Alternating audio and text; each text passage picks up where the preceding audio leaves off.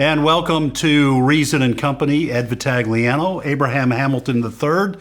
Well, Abe, like most of the world, probably much of the world at least, over the weekend, a lot of us were watching footage from the horrific attack by Hamas out of Gaza into Israel. Hundreds dead. We don't know what the toll will be in Israel for dead and wounded. But now Israel has started to retaliate into Gaza.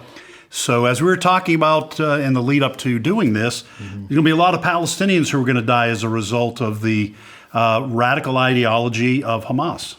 Yeah, and before we came on, I was just talking to you about the galling reality that you have people celebrating, waving Palestinian flags and celebrating the events that have transpired when you literally have grandmothers and grandfathers who were attacked and murdered at bus stops. You have children who were handcuffed and murdered, women who were assaulted and kidnapped.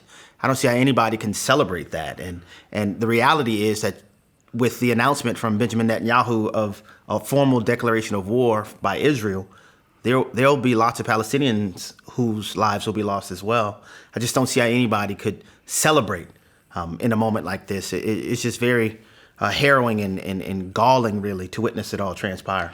And ideas do have consequences, and Hamas's and other groups like Hezbollah, the Taliban, and others, they are driven by a hatred of the Jewish people and the existence of the Israeli state. Yeah. And short of the return of the Lord, I'm not sure how you stop that and this from happening in the future, but we should be encouraging people to be praying for a quick resolution to this and maybe a lid on the number of people who are dying. We've got to pray for something, right? We absolutely do. And we cannot ignore the theological realities that underpin this atrocity.